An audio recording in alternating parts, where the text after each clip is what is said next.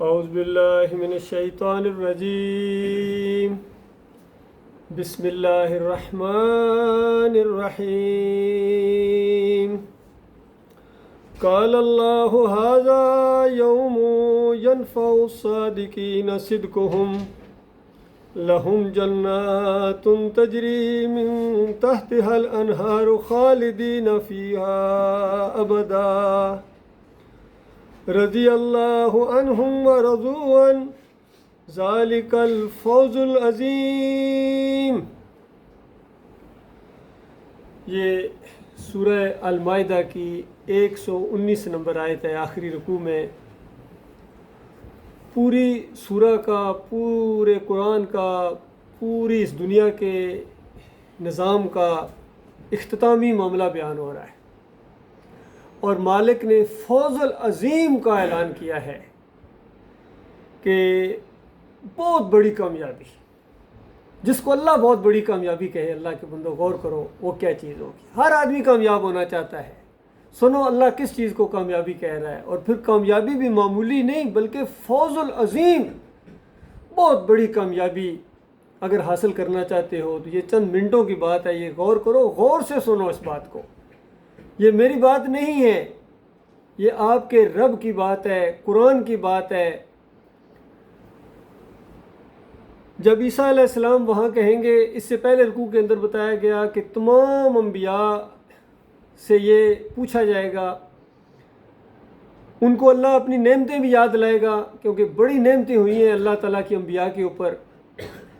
ان نعمتوں کا ذکر کرے گا، میں نے یہ کیا، میں نے یہ کیا، میں نے یہ کیا تمہارے ساتھ۔ تو کیا اس کے بدلے میں کیا تو لوگوں کو یہ کہتا رہا ہے کہ مجھے اور میری ماں کو اپنا الہ بنا لو؟ چونکہ ایسے لوگ سامنے کھڑے ہوں گے جنہوں نے عیسیٰ علیہ السلام کی پیروی کرنے کی بجائے، ان کی بات ماننے کی بجائے ان کو اپنا الہ بنا لیا بعد میں، اور ہر قوم نے اسی طریقے سے کیا ہے۔ پہلی قوم جو گمراہ ہوئی ہے وہ 5 صالحین کو پوجتی تھی، پکارتی تھی، نیک لوگوں کے راستے پر چلنے کی بجائے ان کو پوجنا پکارنا شروع کر دیا۔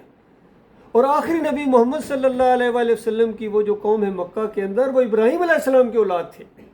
انہوں نے جو 360 بیت اللہ میں اور گرد و نواح میں رکھے ہوئے تھے، وہ صالحین تھے، نیک لوگ تھے، انبیاء تھے، رسول تھے، ان کی مورتیاں بنائی ہوئی تھیں، ان کو پوجتے تھے، ان کو پکارتے تھے۔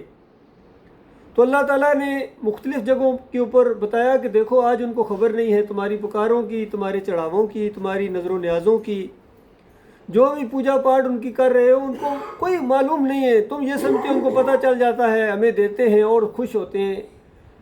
یہ قیامت کے دن جب ان کو بتایا جائے گا کہ یہ تمہیں پوجا کرتے تھے، پکارا کرتے تھے، اللہ کے ساتھ شریک ٹھہرایا کرتے تھے، تو سنو وہ تمہارے دشمن بن جائیں گے، تمہارا انکار کر دیں گے۔ اور یہاں اس رکوع کے اندر اللہ تعالیٰ نے سارے نبیوں کا ذکر کیا، اور پھر عیسیٰ علیہ السلام کی ایک مثال بیان کی کہ عیسیٰ علیہ السلام اس طرح اللہ تعالیٰ سے کہیں گے، اور پھر عیسیٰ علیہ السلام کا وہاں یہ کہنا، اور پھر جو آگے اللہ جواب دے گا وہاں ہر نبی کو اس بات کے جواب میں، وہ بھی اللہ تعالیٰ نے جواب یہاں نقل کر دیا۔ یہ 119 نمبر آیت ہے، وہ جواب ہے، اس پر غور کریں۔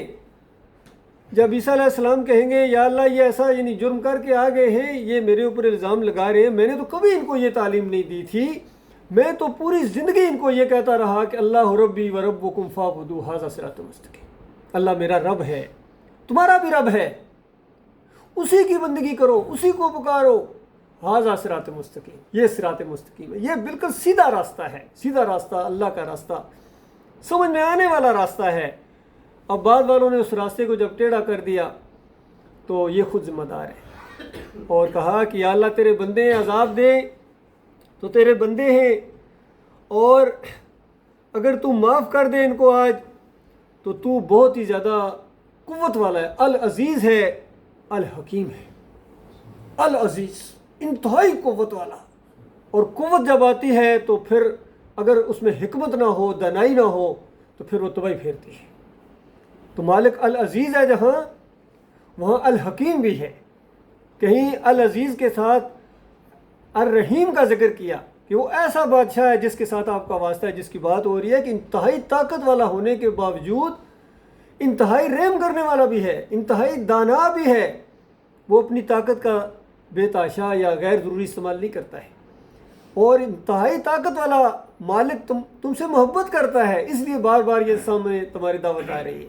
وہ پیار کرتا ہے، وہ بخشنا چاہتا ہے، وہ تمہیں درجات دینا چاہتا ہے، فوز العظیم سے وہ نوازنا چاہتا ہے تمہیں، لیکن اس کا ایک اصول ہے، اس کی ایک ڈیمانڈ ہے جو اس آیت کے اندر بیان کی گئی ہے کہ وہ ایک ڈیمانڈ تم پوری کر دو تو اس کے بعد کامیابی تمہاری ہے۔ مالک نے گویا لکھ کے دے دیا ہے کہ بس ایک یہ ڈیمانڈ پوری کرو۔ فرمایا قال اللہ تعالیٰ اس کے جواب میں فرمائے گا ھذا یوم ینفع الصادقین صدقہم، آج سچوں کو ان کی سچائی کام دے گی۔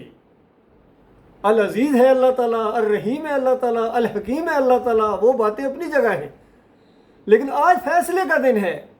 اسی کے لیے تو پوری کائنات کو بنایا گیا تھا، اس سچائی کو ثابت کرنے کے لیے انبیاء کو بھیجا گیا، اس سچائی کو ثابت کرنے کے لیے میدان محشر لگایا گیا، اور اس سچائی کو ماننے والے آج فوز عظیم سے ہونے والے ہیں، ہمکنار ہونے والے ہیں۔ اور یہ جو سچائی ہے یہ آج دنیا میں اختیار کرو۔ دنیا امتحان کی جگہ ہے، یاد رکھیے جس طرح دنیا میں امتحان ہوتے ہیں، کوئی 1 گھنٹے کا امتحان ہوتا ہے، کوئی 3 گھنٹے کا ہوتا ہے، کوئی 3 منٹ کا ہوتا ہے، چھوٹے چھوٹے امتحانات بھی ہوتے ہیں، ہر امتحان کی اپنی ایک نوعیت ہوتی ہے۔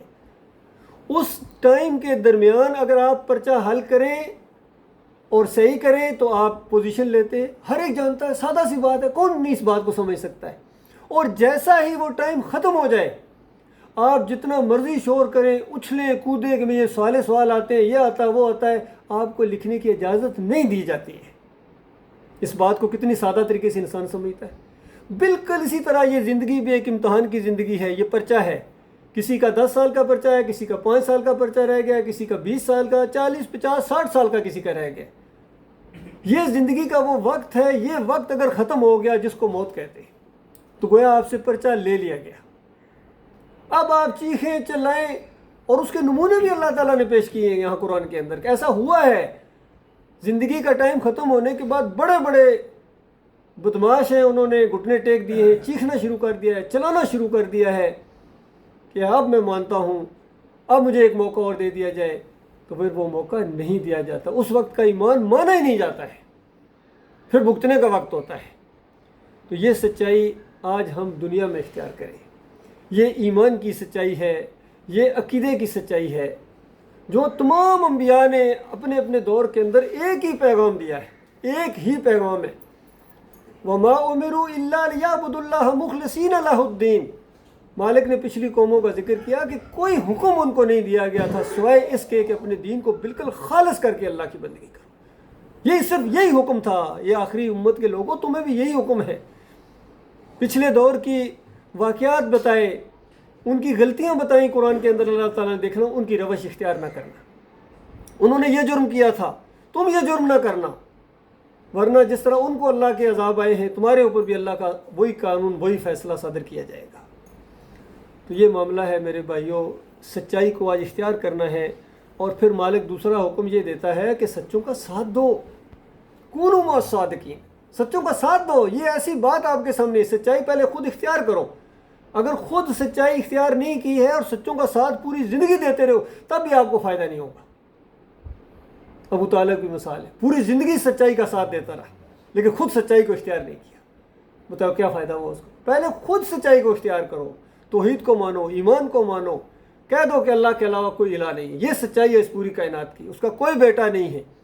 یہودیوں نے، عیسائیوں نے یہ جھوٹ گڑھا ہے، اس شرک کو اللہ جھوٹ کہتا ہے۔ یہ جھوٹ گڑھنے والے مفتری لوگ ہیں جنہوں نے اپنی طرف سے اپنے دماغ کے اندر سے یہ چیزیں گڑھی ہیں کہ اللہ کے علاوہ بھی کوئی ہے، داتا ہے، دستگیر ہے، مشکل کشا ہے، حاجت روا ہے، غریب نواز ہے، بیٹے دیتا ہے، بس اس کو راضی کر لو پھر اللہ راضی راضی ہے۔ جی یہ دماغ بنا دیا شیطان نے۔ اللہ نے فرمایا نہیں، پوری دنیا کو تم راضی کر لو۔ نبی علیہ السلام کو کہا گیا کہ یہ قسمیں کھا کھا کے تمہیں راضی کرنے کی کوشش کرتے ہیں، یہ منافق بے ایمان، تمہیں راضی کر بھی لیں تو اللہ ان کافروں سے کبھی راضی نہیں ہوگا۔ اس انداز سے اللہ تعالیٰ نے بتایا کہ اس مسئلے کو سمجھنے کی کوشش کرو۔ اس حوالے سے ایک سچائی کا صدق کا واقعہ میں آپ کے سامنے لاؤں تاکہ پوری طرح دل کے اندر دماغ کے اندر بیٹھ جائے کہ سچائی کہتے کس کو ہے، عقیدے کی سچائی، ایمان کی سچائی۔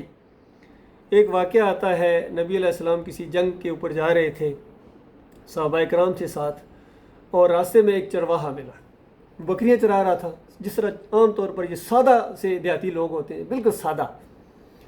تو اس نے جب دیکھا یہ فوج جا رہی ہے، کون لوگ ہیں، جس طرح بات چیت کہیں ہوئی، تو نبی علیہ السلام نے اس کو دعوت بھی دی ایمان عقیدے کی، اور کہاں جا رہے ہیں جی، یہ معاملہ ہے، جنگ ہونی ہے، اور اس جنگ کے اندر اگر کوئی مسلمان مارا جائے تو اللہ تعالیٰ اس کو جنت دیتا ہے۔ اس طرح نبی علیہ السلام نے دعوت دی، اور اگر کامیاب ہو جائے، یعنی یہاں دنیا میں نہ مارا جائے، تو پھر مال غنیمت اگر آتا ہے تو وہ بھی اس کو مل جاتا ہے، اس کا بھی اس کو حق ہوتا ہے۔ تو دعوت اس نے قبول کر لی، اور حالانکہ دیکھو ایک روٹین کا معاملہ ہے، بکریاں چرا رہا تھا، لیکن قسمت دیکھو، فوز العظیم دیکھو، ساتھ چل پڑا، اپنا سارے کام چھوڑ کے ساتھ چل پڑا۔ غور کیجئے، ایک عام سا آدمی ہے، دیہاتی ہے، اس کی سمجھداری دیکھیے، اس کی قسمت دیکھیے، جو بڑے بڑے آج پڑھے لکھے، بڑے بڑے پوسٹوں والے، بڑے بڑے اہل علم کو یہ نقطہ نہیں سمجھ آ رہا ہے، جو اس چرواہے کو سمجھ آ گیا، ساتھ چل پڑا، جنگ ہوئی، مسلمانوں کو اللہ نے فتح دی، مال غنیمت ہاتھ آیا، بانٹا گیا۔ صحابہ نے جب اس کا حصہ اس کو دیا تو وہ حیران بھی ہو گیا کہ اتنا مال، اور یہ تو کہتا نہیں، میں نے تو اس لیے آپ کا ساتھ نہیں دیا ہے، میں نے تو، میری نیت یہ تھی، میرا ارادہ یہ تھا۔ جو نبی علیہ السلام نے یہ نہیں بتایا کہ جو شہید ہوتا ہے وہ جنت میں جاتا ہے، تو مجھے تو جنت کا شوق ہے، یہ مال خیال، یہ تو میں اس کے لیے لڑا ہی نہیں ہوں، اور میرا تو اس سے کوئی تعلق نہیں ہے، میں نے نہیں لینا ہے۔ صحابہ حیران ہو گئے، اور اس کو بھی لے آئے نبی علیہ السلام کے پاس، اس کا مال بھی لے آئے، یا رسول اللہ یہ اس کا حصہ بنتا ہے، ہم لے ہی نہیں رہا ہے۔ تو اس نے بالکل اسی طرح پھر کہا کہ اللہ کے رسول، جو باتیں آپ نے بتائی ہیں، میں وہ اس مال کے لیے وہ میں نے قبول نہیں کی، میں تو جنت کا شوقین ہوں، اور میرا دل کرتا ہے کہ یہاں لگے، یہاں لگے کوئی ایسی چیز، کوئی تیر، کوئی تلوار، کوئی ایسی چیز یہاں لگے، اور میری مراد پوری ہو جائے، اور جو آپ نے کہا ہے کہ جنت میں، میں تو جنت کا شوق ہے۔ تو نبی علیہ السلام بھی حیران بھی ہوئے اور خوش بھی ہوئے اس بات کے اوپر کہ ٹھیک ہے، اب اللہ تعالیٰ چاہے گا تو آپ کی بات سچی ثابت کر دے گا جو بھی۔ اگلے دن پھر جنگ ہوئی، پھر جنگ کے اندر خوب جوش سے وہ لڑا، اور جب شہداء کو دیکھا گیا اور صحابہ نے جا کے دیکھا تو وہ شہید ہو گیا تھا۔ اٹھا کے لائے نبی علیہ السلام کے پاس، تو نبی علیہ السلام نے جب دیکھا تو بالکل اسی جگہ اس کو لگی ہوئی تھی، کوئی تیر یا نیزہ اس کو لگا ہوا تھا، اسی جگہ جہاں وہ کہہ رہا تھا، نشان کہہ یہاں لگے، یہاں لگے۔ تو نبی علیہ السلام نے کہا کہ میں گواہی دیتا ہوں کہ یہ اللہ کے راستے کا شہید ہے، میں گواہی دیتا ہوں اس بات، یہ اللہ کے راستے کا شہید ہے، اور اللہ نے اپنا وعدہ پورا کر دیا، اور اس نے بھی اپنا جو صدق تھا، اس کو، سچائی کو ثابت کر دیا کہ یہ سچا تھا، کیونکہ نبی علیہ السلام نے کہا اگر یہ سچا ہے تو اللہ اس کی سچائی کو ثابت کر دے گا، اور اللہ نے اپنی سچائی کو ثابت کر دیا کہ بالکل یہ اپنے معاملے میں سچا تھا۔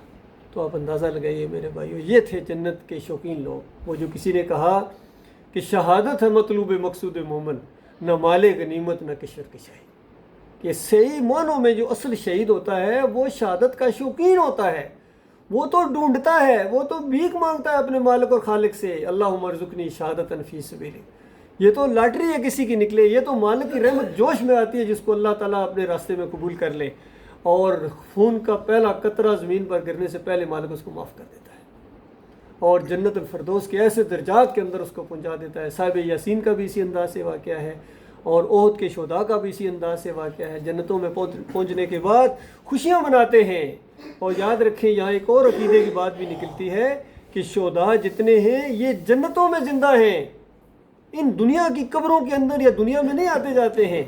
تو جب شہداء جنتوں میں زندہ ہیں تو انبیاء کا درجہ تو اس سے بھی اونچا ہے، تو انبیاء جنتوں میں زندہ، اسی پر قیاس کیا جا سکتا ہے۔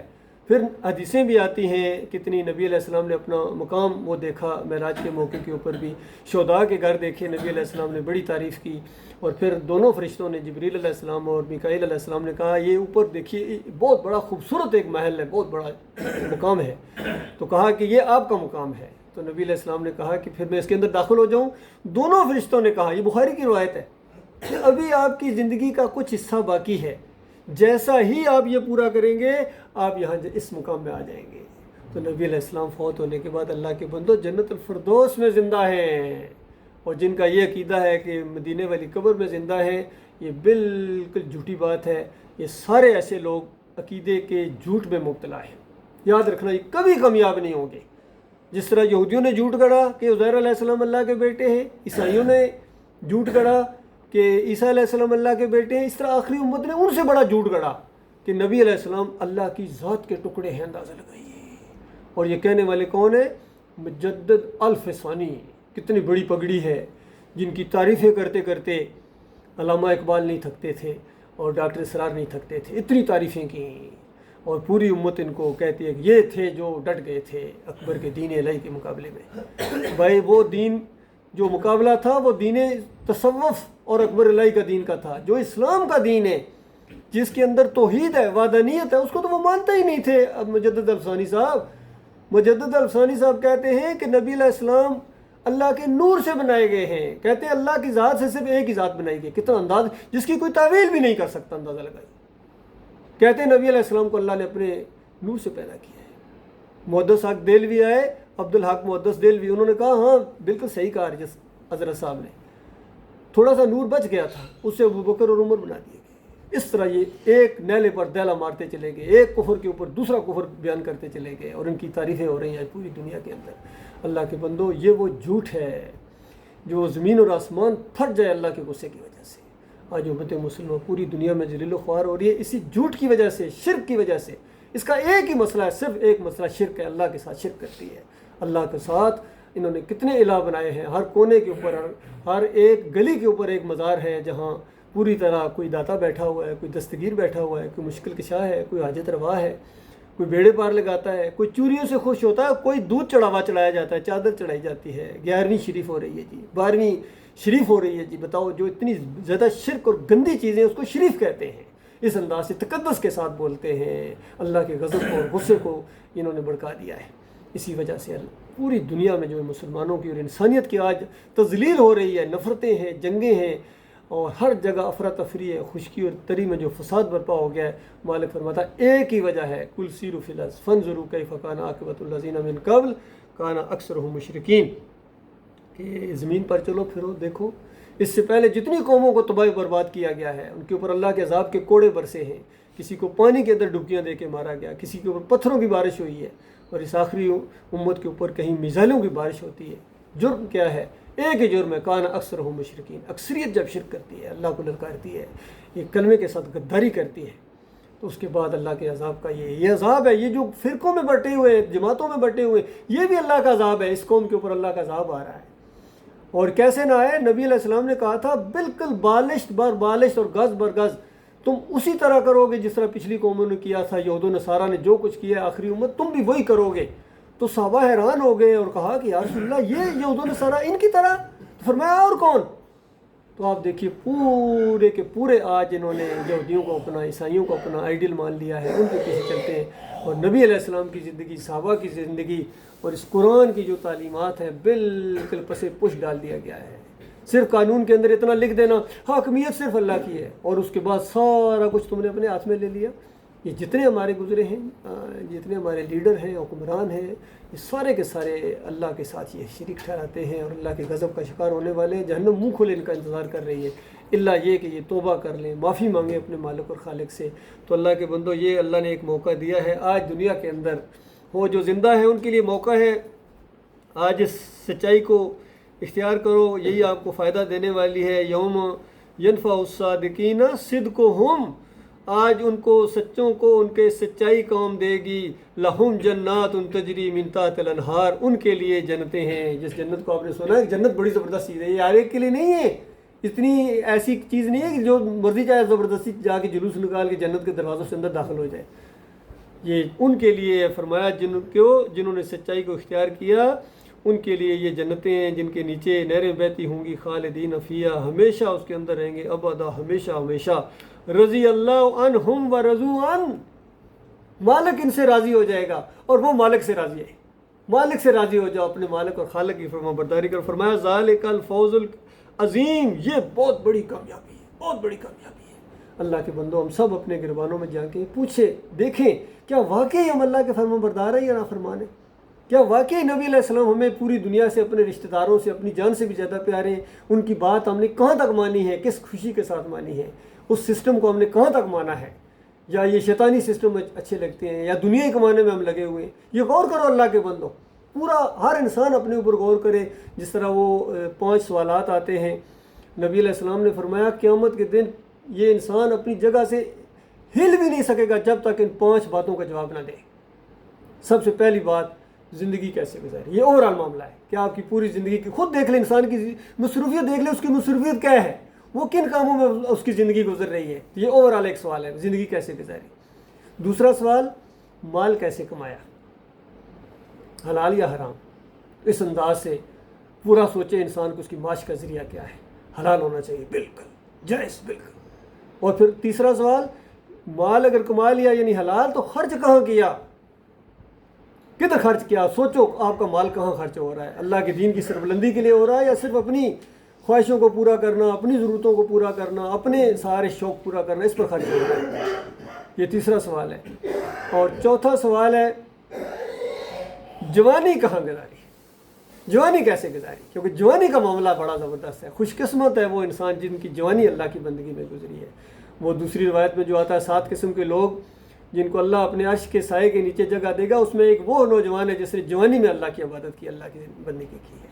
اور آخری سوال یہ ہے کہ جتنا علم پہنچا تھا اس پر عمل کیا یا نہیں کیا؟ یہ سوال ہے، ہل بھی نہیں سکو گے جب تک آپ اس سوال کا جواب نہ دیں۔ علم پہنچ گیا ہے، دعوت پہنچ گئی ہے، سارے ایمان اس کے تقاضے بھی پہنچ گئے ہیں، اس کے بعد اگر انسان کوئی عمل نہیں کرے گا تو وہ جواب دہ ہوگا اللہ تعالیٰ کے۔ اللہ تعالیٰ سے دعا ہے اپنے لیے بھی، مالک ایمان کی سمجھ آ گئی ہے، پوری طرح اس کے تقاضے بھی سمجھ میں آ گئے ہیں۔ مالک ہماری ہمت بڑھائے، مالک ہمیں استقامت عطا فرمائے، پیچھے نہ ہٹے۔ بڑے بڑے آئے ہیں، یقین کیجیے بڑے بڑے دعوے تھے منوں اور ٹنوں کے، لیکن اس کے بعد جب تھوڑا سا معاشرے کا دباؤ پڑا ہے یا دنیا کی لالچوں کی وجہ سے، انہوں نے اپنے آپ کو پیچھے کر لیا۔ راستہ کسی نے ٹیڑھا کر دیا، کسی نے تھوڑا اس کو موڑ دیا، اور کمزوریاں ان کے اندر آنا شروع ہو گئیں۔ لیکن جو مخلص مومن ہے، مجاہد مومن ہے، آگے بڑھنے والے اللہ کے بندوں، مالک ان کی رہنمائی کرتا ہے۔ سورہ الواقعہ پڑھو، عام طور پر یہ مشہور ہے، سورہ الواقعہ پڑھو تو بھوک ختم ہو جاتی ہے، گویا یہ ذہن میں بنایا ہوا ہے کہ وہ یہاں مال ملنا شروع ہو جاتا ہے۔ یہ ایسی بات نہیں ہے، سورہ واقعہ آخرت کا منظر پیش کرتی ہے۔ جب آخرت کا نقشہ بالکل کلیئر ہو جائے تو دنیا کی تنگیاں تکلیفیں بالکل چھوٹی محسوس ہونا شروع ہو جاتی ہیں۔ مالک فرماتا ہے آج تو یقین نہیں آتا ہے، لیکن جب وہ واقعہ پیش آ جائے گا اس وقت اس کو کوئی جھٹلانے والا نہیں ہوگا، اپنی آنکھوں سے دیکھ رہے ہوں گے۔ اور یہ انسان ہے، ساری انسانیت 3 گروہوں کے اندر تقسیم ہو جائے گی۔ ایک اس سچائی کے انکاری، بات نہ ماننے والے، منکر، ایک تو یہ گروہ ہے بائیں بازو والے، اور ایک جنہوں نے اس سچائی کو اختیار کر لیا، سچی بات کو مان لیا، صرف مان لیا، فرائض کیا تک پورے کیے، یہ بھی بڑے خوش قسمت ہیں، یہ دائیں بازو والے۔ اور مالک فرماتا ہے ایک تیسرا گروہ بھی ہے، وہ ہے آگے بڑھنے والا۔ اس توحید کی بات کو، ایمان کی بات کو انہوں نے اپنی زندگی کا نمبر 1 مسئلہ بنا کے اسی کو پھیلانے کے لیے اپنی جان مال لگا دی، کوشش۔ یہ آگے بڑھنے والے، یہ مقربین ہیں، اللہ کے مقربین میں ہوں گے، وہاں بھی مالک ان کو آگے ہی رکھے گا۔ آگے والے انبیاء کے ساتھ، صدیقین کے ساتھ، شہداء کے ساتھ، صالحین کے ساتھ، یہ آگے بڑھنے والے ہوں گے۔ اللہ تعالیٰ ان میں شامل کرے گا۔ قولی ھذا استغفر اللہ لی ولکم ولسائر المسلمین۔